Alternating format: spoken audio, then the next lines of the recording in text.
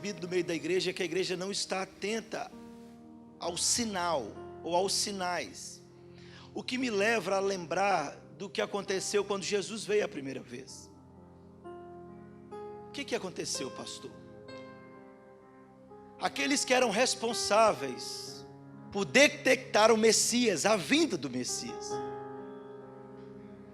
Aqueles que foram treinados, ensinados a detectar o Messias, não receberam. Na verdade, quando ele veio, falou, não, ele não pode ser o Messias. E eu parei para analisar e eu falei, será que a igreja atual consegue detectar o sinal da segunda vinda do Messias? Será que a igreja vai conseguir detectar o que está acontecendo de fato, que antecede essa segunda vinda, a vinda definitiva, para de uma vez por todas condenar o ímpio e salvar o justo? Será que a igreja está atenta o suficiente? A resposta é óbvia, não, é claro que não. É só olhar para a igreja, é simples assim. Por quê, pastor? Porque é simples de perceber o nível de amor, ou de devoção, ou de compromisso que a igreja está tendo com esse Messias, ou com esse Senhor.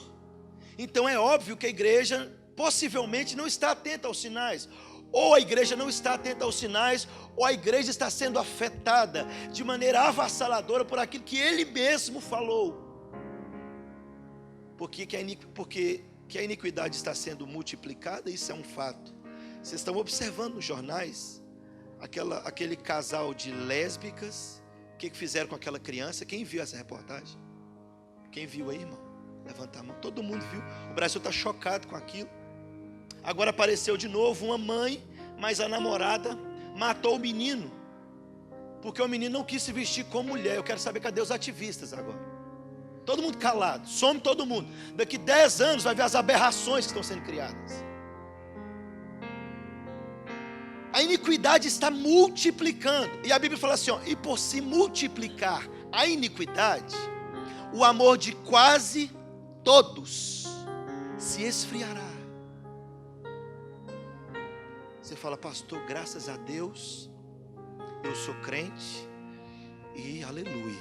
Tem outros crentes, faz assim, misericórdia, né? Bate na madeira. Tem crente assim, tem crente todo jeito. Talvez essa é uma resposta. Por que você deixa de vir para a igreja? Porque você foi para a praia e chegou cansado. Deixa de congregar porque tinha alguma coisa mais importante para fazer. E ele falou assim, ô pastor, não deu, sabe por quê? Eu tinha combinado de levar meu filho no shopping. E aí você sabe, né, pastor, eu não posso frustrar a criança. Pode continuar ensinando ela esse caminho. Então é urgente essa mensagem. Por isso eu estava com outro sermão já engatilhado. Eu ia pregar em Reis sobre Eliseu, quando ele deita sal nas fontes, nas águas amargas. Deitar sal nas fontes de morte. Está prontinho o sermão. E eu falei, não. Eu li uma frase assim, ó. O pastor, o pregador é aquele que não deixa a sua igreja pecar em paz. Meu irmão, você pode até pecar nessa igreja, você pode até viver essa vida, mas você não vai ter um dia de paz e um domingo que você vier aqui. Se Deus me conceder graça, nem você nem eu, nenhum de nós, porque a mensagem é essa.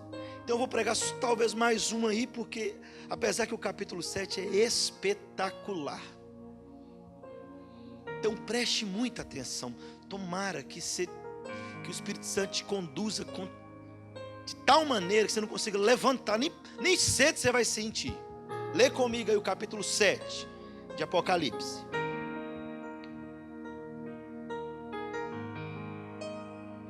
Depois disso vi 4 anjos em pé nos 4 cantos da terra, conservando seguros os 4 ventos da terra, para que nenhum vento soprasse sobre a terra, nem sobre o mar, nem sobre árvore alguma. Vi outro anjo que subia do nascente do sol, tendo o selo do Deus vivo, e clamou em grande voz aos 4 anjos, aqueles os quais foram dados fazer dano à terra e ao mar, dizendo: não danifiqueis nem a terra, nem o mar, nem as árvores, até selarmos na fronte os servos do nosso Deus. Então ouvi o número dos que foram selados, que era 144.000, de todas as tribos dos filhos de Israel. Da tribo de Judá foram selados 12.000, da tribo de Ruben 12.000, da tribo de Gade 12.000, da tribo de Asser 12.000, da tribo de Naftali 12.000, da tribo de Manassés 12.000, da tribo de Simeão 12.000, da tribo de Levi 12.000, da tribo de Issacar 12.000, da tribo de Zebulon 12.000, da tribo de José 12.000, da tribo de Benjamim foram selados 12.000. Versículo 9: Depois dessas coisas vi, e eis grande multidão que ninguém podia enumerar, de todas as nações, tribos, povos e línguas, em pé diante do trono e diante do Cordeiro, vestido de vestiduras brancas, com palmas nas mãos, e clamavam em grande voz, dizendo: Ao nosso Deus que se assenta no trono e ao Cordeiro pertencem a salvação. Todos os anjos estavam de pé, rodeando o trono, os anciãos e os 4 seres viventes, e ante o trono se prostraram sobre os seus rostos e adoraram a Deus, dizendo: Amém. O louvor e a glória e a sabedoria e as ações de graças e a honra e o poder e a força sejam ao nosso Deus pelos séculos dos séculos. Amém. Um dos anciãos tomou a palavra dizendo: Estes que se vestem de vestiduras brancas, quem são e de onde vieram? Respondi-lhe: Meu Senhor, tu sabes. Então ele me disse: São estes os que vêm da grande tribulação, lavaram as suas vestiduras e as alvejaram no sangue do Cordeiro, razão porque se acham diante do trono de Deus e o servem de dia e de noite no seu santuário. E aquele que se assenta no trono estenderá sobre eles o seu tabernáculo, e jamais terão fome, nunca mais terão sede, não cairá sobre eles o sol nem ardor algum, pois o Cordeiro que se encontra no meio do trono os apacentará e os guiará às fontes das águas da vida, e Deus lhes enxugará dos olhos toda lágrima. Ore mais uma vez, por favor, comigo. Senhor, quanta riqueza, quanta profundidade, quanta verdade há nas Escrituras. Na verdade, ela é a verdade. Por isso o Senhor orou assim aos seus discípulos: santifica-os na verdade, a tua palavra é a verdade. Senhor, que jamais saia desse púlpito qualquer palavra, qualquer frase, discurso que não seja totalmente de acordo com essa verdade. Que o Senhor abata a mim ou qualquer outro que subir neste lugar para pregar algo que não seja essa verdade. Senhor, glorifica o teu filho nessa igreja, que ele seja todos os dias entronizado nos louvores, nas ações, nos gestos, na vida, na conduta, na vestimenta, no temor. Que ele seja sempre honrado através dessa igreja, em nome de Jesus, amém. Você consegue me ouvir bem? Está me ouvindo bem aí? Filho, só põe um pouquinho só de retorno aqui para mim. Preste atenção que eu quero trazer nesse capítulo aqui 3 pontos importantes. Nós vamos estudar o capítulo todo, mantenha a sua Bíblia aberta.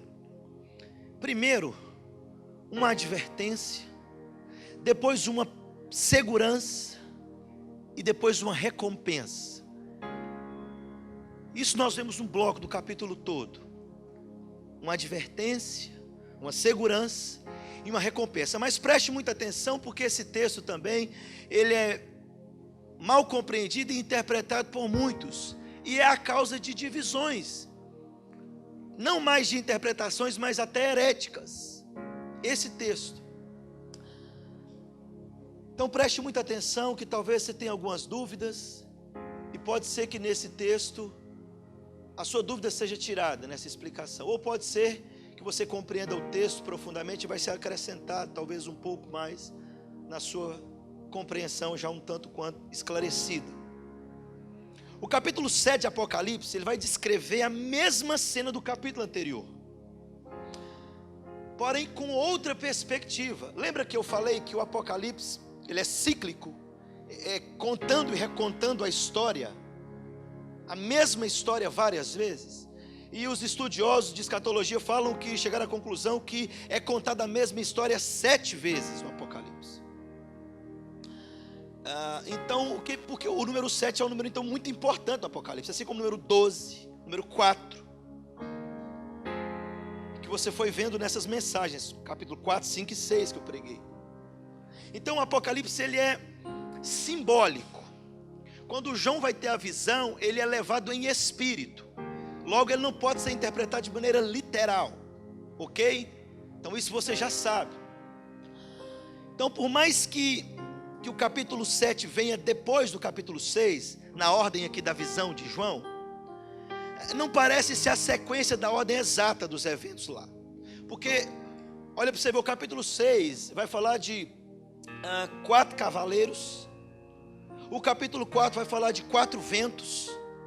E lá os 4 cavalos, lá nessa visão dos cavaleiros, dos cavalos, eles vão trazer juízo sobre a terra. O evangelho vem, depois vem o juízo. Aqui os 4 ventos, esse juízo está para começar. Eles estão prontos para começar. Eles estão prontos para dar início à destruição, mas são contidos. Eles ainda não acontecem aqui nesse capítulo. É como se estivesse mostrando a mesma cena, porém agora sendo contido. Aguarde, que vai começar de novo, ser recontada a história.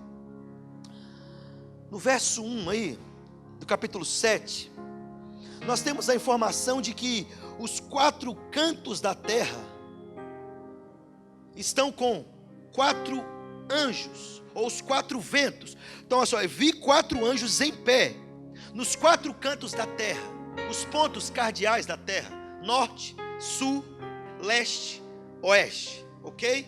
Essa é a visão. Vou te explicar o texto para você entender. Isso quer dizer que os 4 ventos de juízo estão nos 4 cantos da terra. O que isso significa, pastor? Significa que o juízo será universal. Significa que ninguém vai escapar do juízo. Significa que vai tomar todo o planeta. O juízo de Deus virá em todo o planeta.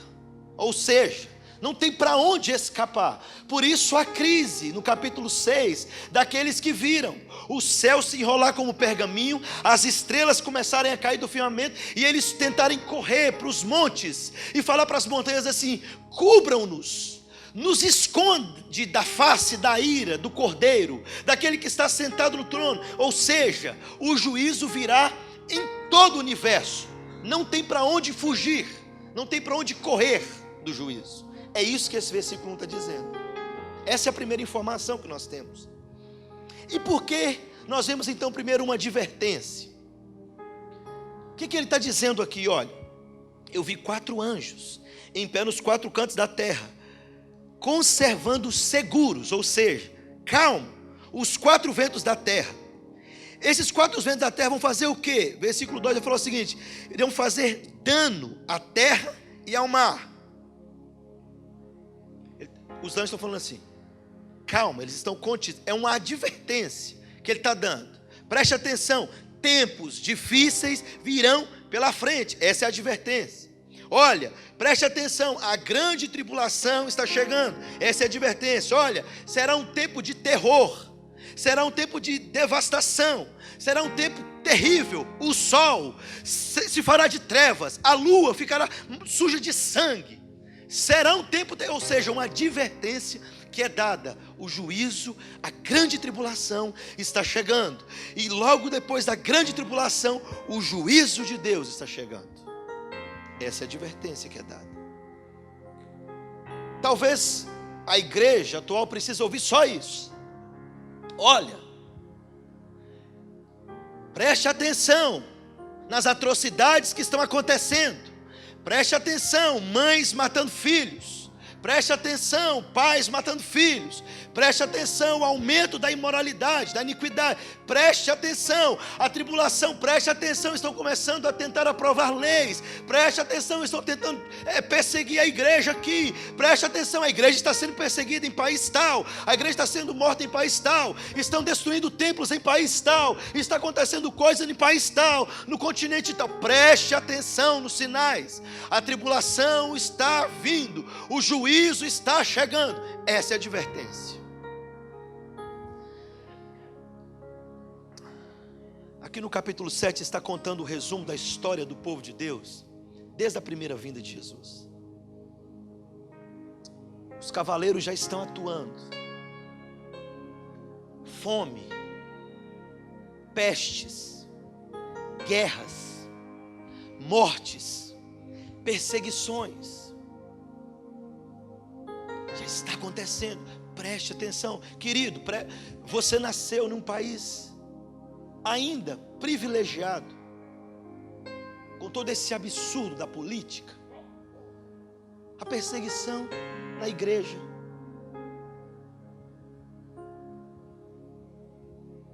Mas o fato de não estar acontecendo aqui não quer dizer que não está acontecendo.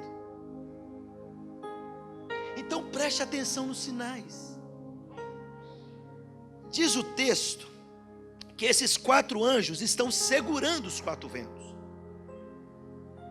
Preste atenção, lembra, a visão do Apocalipse não pode ser interpretada de maneira literal. João vê os 4 anjos segurando os 4 ventos. Não libera ainda. Os 4 ventos que vão assolar a terra. O que é isso? O juízo, o período de tribulação que virá assolando a terra, ainda estão sendo contidos por esses anjos. Versículo 2. Vi outro anjo que subia do nascente do sol. Esse anjo tinha o selo de Deus, ou o selo do Deus vivo. E ele clamou em grande voz aos 4 anjos, aqueles aos quais foram dados fazer dano à terra e ao mar, e disseram: não danifiqueis nem a terra, nem o mar, nem as árvores, até selarmos os servos do Deus vivo, o do nosso Deus. Até selarmos na fronte. O que está acontecendo? Os juízos estão nos 4 cantos da terra, ou seja, todo o universo. Aparece um anjo na visão de João e fala assim: calma, não libera ainda, não solta os ventos, até selarmos todos na fronte. O que é isso, pastor? Você vai entender hoje. O Apocalipse é muito conhecido pelo o sinal da besta, né? Assim, a pessoa: pastor, vai ser um chip, pastor, vai ser um não sei o que aqui, pastor, parece um monte de coisa. O selo do povo de Deus vai ser o que, pastor? Nós vamos aprender hoje. Tá certo? Mas o que nós vemos aqui então? Segunda coisa, segurança. Primeiro, um alerta. Agora uma segurança. Qual que é a segurança? O outro anjo vem do Oriente e fala o seguinte: não libera ainda, até selarmos na fronte o povo de Deus, todo o povo de Deus. Uma grande destruição é anunciada, mas esses versos vão mostrar uma coisa impressionante. Deus faz distinção entre o povo dele e o ímpio. Deus faz essa separação. O povo de Deus deveria ser marcado para segurança. Lembra do Êxodo, lá no Egito? É a sombra daquilo ali. Lembra das 10 pragas? Imagina você morando lá no Egito naquele tempo. E de repente, aparece uma nuvem de piolhos. Toma conta. E esses piolhos da cabeça dos meninos que a gente tira da escola, minha filha, não é nada. Uma nuvem de piolhos. Aqueles doenças. De repente, rã para todo lado. Imagina, irmã. Não, irmã, não é uma ranzinha aquele não. Errando sua cama, no seu banheiro, tomando sua casa, subindo pelos seus pés. É assim. Você acorda e percebe que todo o primeiro filho de todas as famílias da terra acordaram mortos, inclusive o seu. É mais ou menos, bem longe isso aí. Eu só citei algumas, né, das 10 pragas. Aí uma ordem vem: sacrifica o cordeiro, passa-se nos umbrais das portas, porque eu vou enviar agora o anjo. Ele vai matar, só vai ficar vivo quem tiver o sinal do sangue. Entendeu? Mais ou menos assim. Ele está falando: segura o juízo, aguarde, segura aí, não libera esses ventos agora para destruir a terra e o mar, até que a gente conclua, sele todo o povo de Deus para segurança. Então vem proteção. Um estudioso do Apocalipse chamado William Hendricks, ele escreve algo interessante a respeito do selo. Ele vai falar que o selo traz 3 significados importantes. Primeiro, proteção. Ninguém pode violar aquilo que está selado. Segundo, propriedade. Na antiguidade, os escravos podiam ser selados por seus proprietários. Colocava-se a marca ou o nome do dono do escravo. E aquele que causasse algum dano para o escravo estava dando um ataque, ou estava atacando o dono do escravo. Geralmente era um senhor, um proprietário, um homem poderoso, que iria revidar isso. Então, aqui traz a ideia do selo de propriedade, o Hendricks vai dizer. A segurança, a propriedade. O que a Bíblia diz de nós? Vamos ver? Efésios capítulo 1. Versículo 13 vai dizer assim a nosso respeito. Preste atenção. Mas agora, Efésios 1, 13. Em quem também vós, depois que ouviste a palavra da verdade, o evangelho da vossa salvação, tendo nele também crido, fostes selado com o Espírito Santo da promessa, ou Santo Espírito da promessa. O que é o selo, pastor? Batismo com o Espírito Santo. Uai, pastor, mas eu nunca falei em língua do Pai. Quem te falou que o batismo com o Espírito Santo é isso? O batismo com o Espírito Santo é novo nascimento.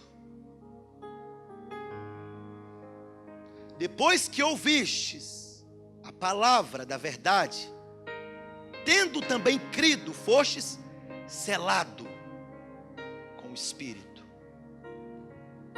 Esse é o selo, ok? Lembra?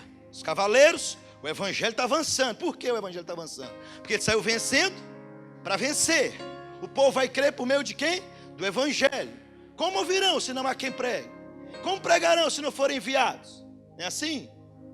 O evangelho está sendo pregado, a ordem foi dada, o cavaleiro foi solto, o evangelho está avançando, junto com ele as perseguições, peste, resistência. Só que um anjo saiu aqui no capítulo 7 com o selo de Deus. Quem é o selo de Deus? O Espírito Santo. Ele falou: espera até que se conclua o número daqueles que serão selados. Vamos entender mais. Ele vai falar também que o selo traz a ideia de genuinidade, ou seja, o que está selado também não pode ser adulterado, não pode ser mudado. Ninguém pode chegar no selo que Deus colocou no Ricardo e tirar esse selo do Ricardo e fazer o Ricardo agora ser um ímpio. Você entendeu? Ficou claro? É assim, irmão. Ninguém pode chegar em mim, porque o selo, ele dá aquela questão de realeza, genuinidade, é algo genuíno, não pode ser violado, é um selo real.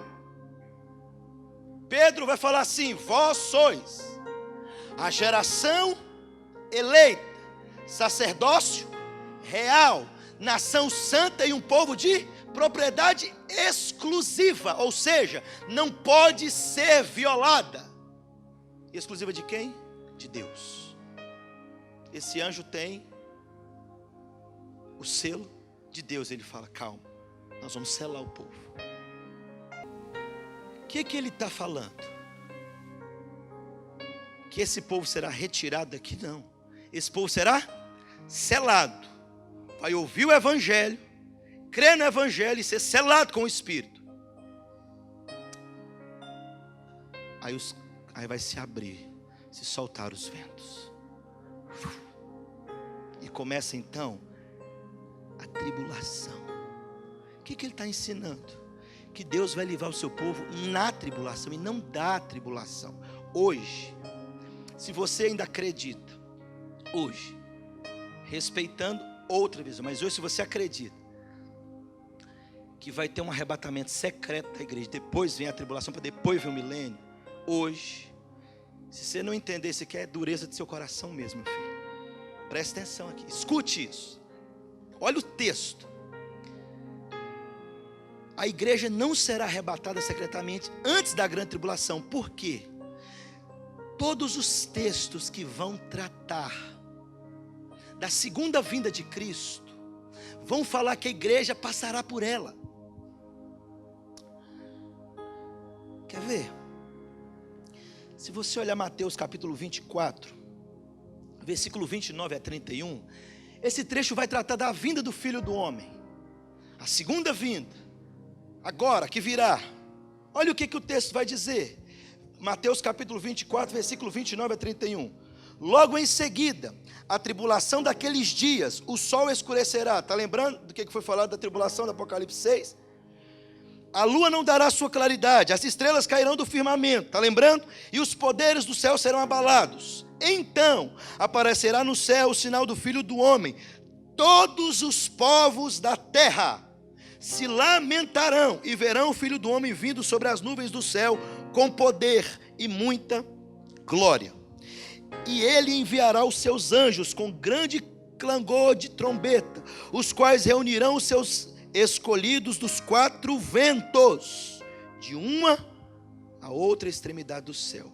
Ou seja, a tribulação está acontecendo, Deus está mantendo o povo firme na tribulação, livrando. Então ele vem com grande som de trombeta. Mas um texto só não vale. 2 Tessalonicenses capítulo 1, versículo 3 até o versículo 10. Olha aí esse texto. Esse ainda é mais claro. 2 Tessalonicenses 1, de 3 a 10. Irmão, essa mensagem vai demorar, então pode ficar tranquilo. 2 Tessalonicenses 1, de 3 a 10. Irmãos, cumpre-nos dar sempre graças a Deus no tocante a vós outros, como é justo, pois a vossa fé cresce sobremaneira e o vosso mútuo amor de uns para com os outros vai aumentando, a tal ponto que nós mesmos nos gloriamos de vós na igreja de Deus, à vista da vossa constância e fé, em todas as vossas perseguições e nas tribulações que suportais, sinal evidente do reto juízo de Deus, para que sejais considerados dignos do reino de Deus, pelo qual com efeito estáis sofrendo.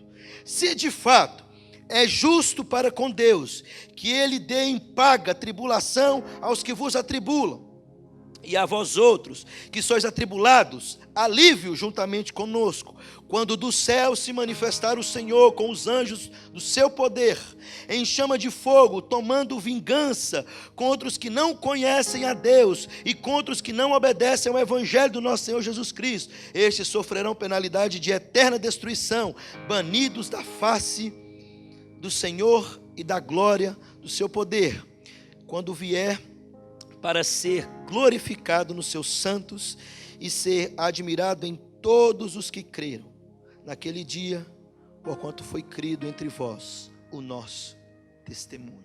O que Paulo está dizendo? Irmãos, as tribulações virão sobre o povo, só que a diferença, irmãos, é que ele virá e julgará o ímpio com a destruição e sofrimento eterno, e vocês não, irmãos, vocês receberão a recompensa. É isso que está falando Apocalipse 6, é isso que está falando Apocalipse 7. Ele está falando, olha, eles serão selados, e a segurança que eles têm de que serão sustentados na tribulação é o selo do Espírito Santo. É isso que Apocalipse está dizendo, mas nós vamos clarear isso mais. Porque o Apocalipse vai trazer a pergunta que assombra o ímpio. No finalzinho do capítulo 6, eles vão falar assim: quem pode ficar de pé diante da ira do Cordeiro? Quem pode permanecer? E no decorrer da mensagem você vai saber quem é que pode permanecer em pé nesse tempo. Preste atenção. Segundo, a garantia. Essa é a nossa garantia, o selo de Deus.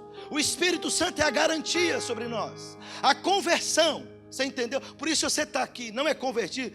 Deixa eu te falar uma coisa. Hoje, meu filho, você vai sair daqui atordoado. Porque a única coisa que te garante é o selo. É o Espírito Santo. Mais nada. Pastor, mas eu sou tão bonzinho. Pastor, eu faço boas obras. Pastor, eu sou padre. Sou pastor. Não. Nada te garante, senão o selo do Espírito Santo. Só isso pode te garantir. Ou seja, só os selados não serão condenados junto com o mundo. Só os selados. Mas que selo é esse? Quem são esses selados? Quantos são esses selados? Essas são as perguntas que fazem com que as respostas dividem os grupos. Volta lá. Lembra dos 144 mil? Você já ouviu alguém bater na sua porta? Com a pastinha marrom? Falando 144 mil? Esse grupo é um grupo também. É muito importante afirmar que no Apocalipse esse número 144 mil também é um número simbólico. O Apocalipse é simbólico. Mas para Deus, esse número simbólico no Apocalipse é um número exato. Por quê, pastor? Deus sabe exatamente. Segunda carta de Paulo a Timóteo, no capítulo 2, ele vai dizer assim: o Senhor conhece todos os que lhe pertencem. Todos. Desde o primeiro homem até o último, Ele conhece todos os que lhe pertencem. Esse número aqui, visto por João, ouvido por João, traz uma simbologia. Mas vamos aproveitar esse trecho e responder então algumas perguntas aqui, complexas aqui. Primeiro, quem são os 144 mil? Temos pelo menos 3 divisões aí. A primeira é um grupo, uma equivocada interpretação de uma seita herética, que eles dizem que os 144 mil é a igreja que vai morar no céu, o número daqueles que vão morar no céu. Irão morar no céu literalmente 144 mil, que é a igreja. Só na igreja dele já passou de 144 mil membros. Ou seja, tem uma grande parte lá que não sabe onde, ou melhor, sabe onde que vai. Porque o que vai acontecer com os outros, pastor? Segundo a interpretação dessa seita, os outros vão morar aqui na terra. Mas não mais uma terra assim, uma terra renovada. Só que a igreja, a igreja dele só é constituída de 144 mil membros. A que vai para o céu. Os demais vão ficar na terra sobre o governo de Cristo e da igreja que estão no céu. Eu vou caçar uma igreja que não vou para o céu? Você está doido? Mas é a visão, essa é a primeira visão. É de uma seita aí, conhecida por muitos. Então, o restante do povo vai ficar na terra. O ímpio vai ser aniquilado. O restante do povo vai ficar na terra, vai ser governado pelo céu. Mas daqui não vai ficar aqui, não vai para o céu, ok? E lá no céu 144 mil, a explicação deles é essa, para os 144 mil. Uma outra linha famosa chamada de interpretação dispensacionalista, uma linha, essa já não é herética, é uma interpretação do Apocalipse. eles acreditam, diz que esses 144 mil são judeus, que são selados para pregar o evangelho. Ou seja, esses israelitas vão viver no período que eles chamam da angústia de Jacó. Embora as tribos as tribos de Israel já tenham acabado, esses 144 mil é o número de judeus que irão vir depois da tribulação, e irão pregar, e irão não ser atacados ou ser poupados por Deus no dia do juízo de Deus contra o anticristo, e irão pregar o evangelho. Judeus da Palestina, judeus mesmo, da raça. E aí, depois Cristo voltará de novo e estabelecerá o milênio. Essa é a visão deles. Então são 144 mil, literalmente judeus, que vão vir depois para pregar na Palestina e estabelecer aí esse evangelho. Vão aguardar Cristo. Quando Cristo vir, destruir o anticristo, estabelecer o reino milenar, e eles vão viver com Cristo. Porém, existe uma outra interpretação ao qual eu gostaria de explicar. É a que eu acredito. Esse número aqui de 144 mil é um número simbólico. Não é estatístico, é metafórico. Então preste atenção. Vejamos aqui alguns números que são utilizados no Apocalipse, para você entender esse número. Primeiro, o número 3 no Apocalipse simboliza a trindade, é o número 3 nas escrituras. Vai mostrar a trindade. 4, nós vimos no Apocalipse 4, que simboliza a totalidade do ser criado, os 4 seres viventes, lembra? Ou seja, a criação. Os estudiosos dizem que se você multiplicar 3 vezes 4 vai dar 12, que vai remeter então a 12 patriarcas e 12 apóstolos, que a soma deles vai dar aqueles 24 anciãos do capítulo 5, lembra? Que simboliza o que? A totalidade da igreja do Antigo e do Novo Testamento. Acompanhe o raciocínio, vai guardando os números. E aí, por que eles estão dizendo isso? Eles estão dizendo que indica que a trindade, ela atua sobre a criação. Os selados vêm dos 4 cantos da terra. Quando se multiplica esses números, se formam então os 12 patriarcas. Se formam então os 12 apóstolos. E aí ele vem apresentar no discurso, e vai acrescentar não 12, mas 12 mil. Uma multiplicação por 1000. Por que isso, pastor? Aí nós vamos entender. O número 10 vai trazer a simbologia de plenitude, completude. Esse número aqui vai expressar uma multidão caracterizada pela perfeição absoluta, ou seja, 12 patriarcas, Antigo Testamento, vezes 12 apóstolos. Faz as contas, 12 vezes 12. 144, não é isso? Estou certo, irmão?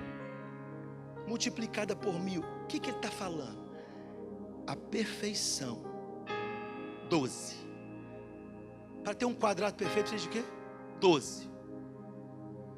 Multiplicada pela plenitude. 1000.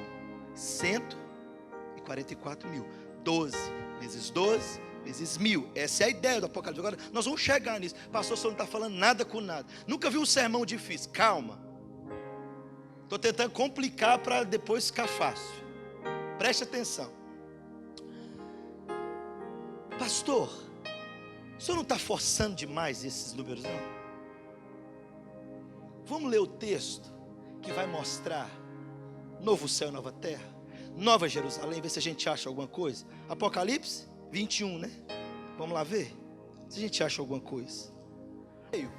Um dos 7 anjos, que tem as 7 taças, cheio dos últimos 7 flagelos, e falou comigo, dizendo: vem, mostrar-te-ei quem? A noiva, a esposa do Cordeiro. Preste atenção. E me transportou em espírito até uma grande e elevada montanha, e me mostrou a cidade santa, Jerusalém, que descia do céu, da parte de Deus, a qual tem a glória de Deus, O seu fulgor era semelhante a uma pedra preciosíssima, como pedra de jaspe, cristalina. Tinha grande e alta muralha. Começam os números: 12 portas. Junto às portas, 12 anjos. E sobre elas nomes escritos, que são o nome de quem? Das 12 tribos dos filhos de Israel. 3 portas se achavam a leste, 3 portas a norte, 3 portas ao sul, 3 portas a oeste. 4 lugares. A muralha da cidade tinha o quê? 12 fundamentos. E estava sobre os 12 nomes dos 12 apóstolos do Cordeiro. Aquele que falava comigo tinha por medida uma vara de ouro para medir a cidade, as suas portas e a muralha. Olha que coisa. Quadrado perfeito. A cidade é quadrangular, de comprimento e larguras iguais. E mediu a cidade com a vara até 12.000 estádios. O seu comprimento, largura e altura são iguais. Mediu também a sua muralha. O que está escrito? 144 côvados, medida de homem, isto é, de anjo. Você notou alguns números iguais aí? Parecidos? Notou? Quem são então os 144 mil? Meu botão caiu. Irmão, não é porque eu estou gordo não, tá? Eu procurei irmã Jo, mas ela não está. Tá só a pontinha aqui. Deixa aí. Você corta essa parte, viu, meu filho? Preste atenção. Quem são então os 144 mil? Renata vai falar assim: amor, que vergonha. Eu não tenho um pingue, irmão. Os 144 mil. Quem são? Vamos entender agora da maneira mais simples. Você não percebeu no texto. Preste atenção. Olha lá o versículo, Apocalipse 7. Versículo 4. Quando vai falar dos 144 mil, ele vai falar assim, olha o versículo 4. Então ouvi. Ele não viu. Ele ouviu o número dos que foram selados. E o que ele ouviu? Era 100. Essas contas malucas que eu fiz, viu? Essa mesmo. Só que olha o versículo 9. Ele olha para ver quem são os 144 mil que ele ouviu. Aí ele fala: depois dessas coisas vi. Ele ouviu 144. Quando ele olha para ver, eis grande multidão que ninguém podia enumerar, de todas as nações, tribos, povos e línguas, em pé diante do trono e diante do Cordeiro, vestido de vestiduras brancas, com palmas nas mãos. Quem são esses?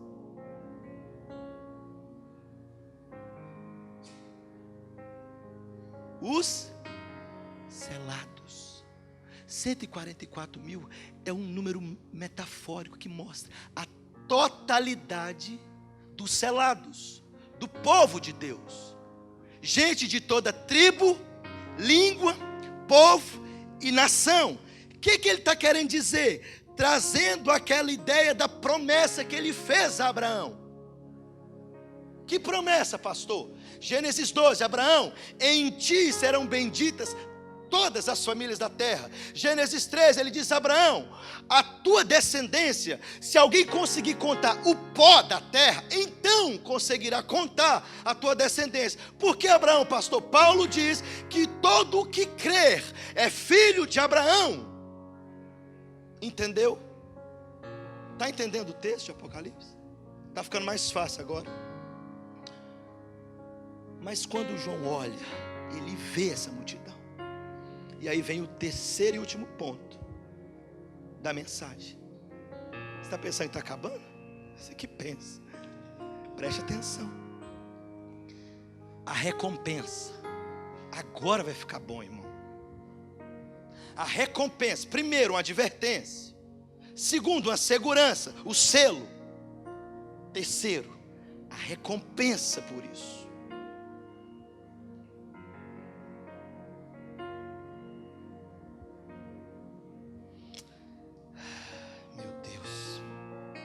Que coisa linda isso aqui, preste atenção, irmão.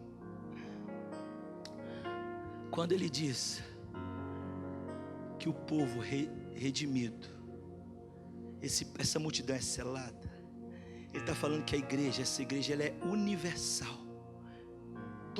Gente de toda tribo, raça, língua, nação. Não é assim? Abraão, preste atenção. Em ti serão benditas todas as famílias. Ou seja, Abraão, porque você creu em Deus, isso lhe foi imputado por justiça. A promessa que eu fiz a você é que a tua descendência, aqueles que irão crer em mim, serão da tua descendência. Se alguém conseguir contar o pó da terra, então se chegará e conseguirá contar o número daqueles. Por isso João fala o seguinte no versículo 9: essa multidão não podia ser enumerada ou contada. Essa é a promessa. Mas nós vemos também aqui no texto que essa igreja, ela está de pé.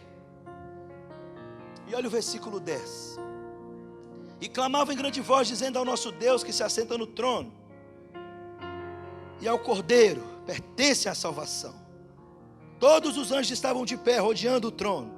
Os anciãos, os 4 seres viventes, e ante o trono se prostraram sobre os seus rostos e adoravam a Deus, dizendo: o louvor e a glória, a sabedoria, as ações de graças, e a honra e o poder e a força sejam ao nosso Deus, pelos séculos dos séculos. Primeiro nós vamos ver uma igreja de pé, vitoriosa, que foi mantida, adorando. Uma grande multidão que não se pode enumerar. Mas nós vamos ver também, por meio de quem a igreja recebe a recompensa. Preste atenção aqui.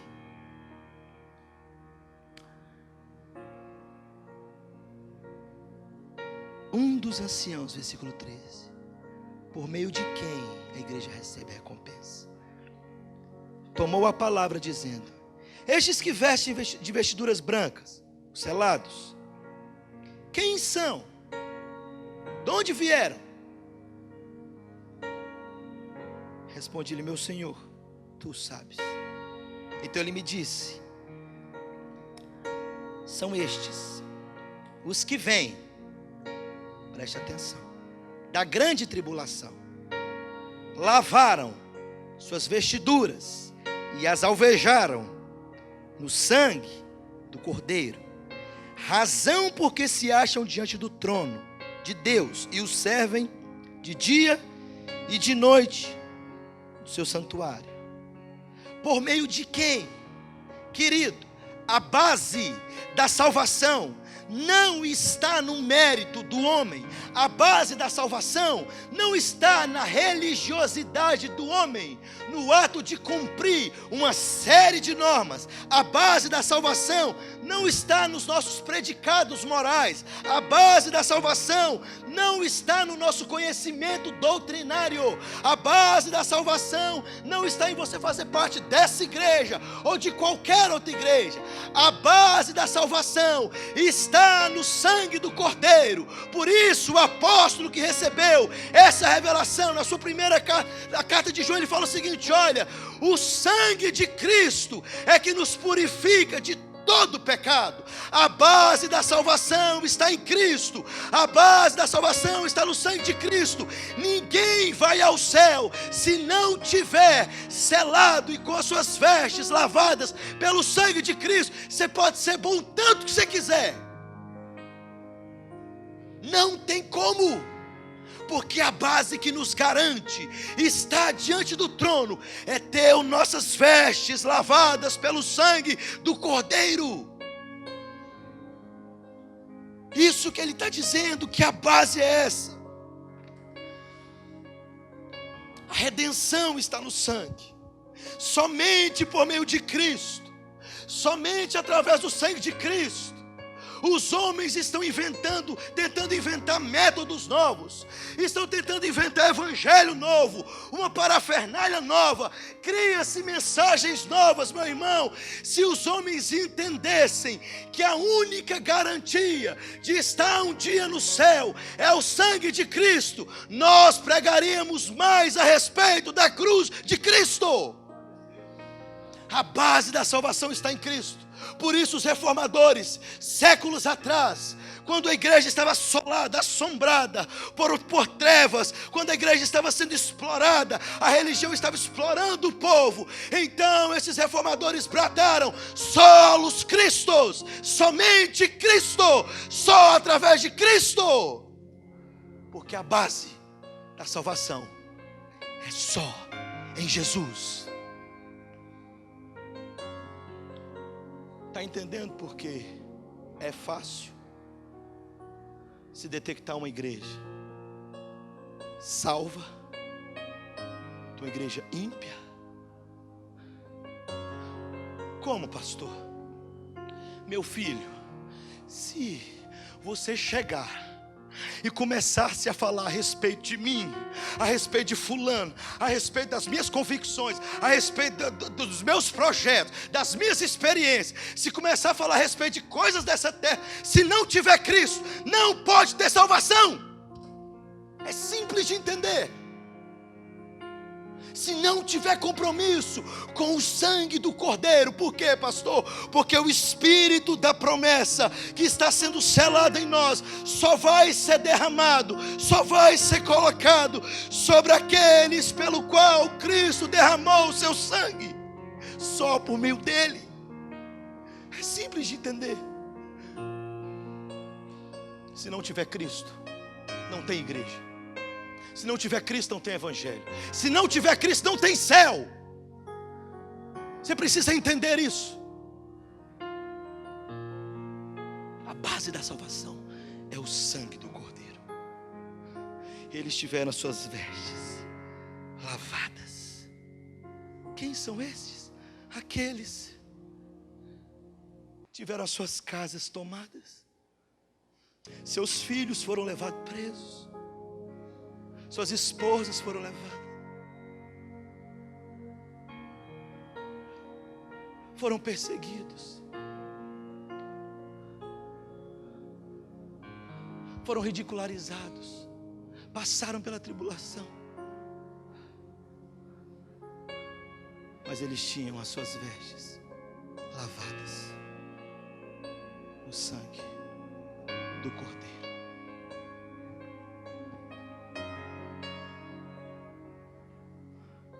Pastor,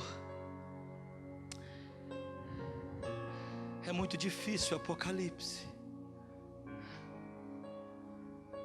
muito complicado, pastor. Não, eu sou mais aquele evangelho de Jesus te ama. Isso que é o evangelho, pastor. Meu irmão, quando João vai escrever o Apocalipse, ele escreve para a igreja e fala o seguinte: quem tem ouvidos, ouça o que o Espírito diz à igreja. O ímpio não ouve o Apocalipse.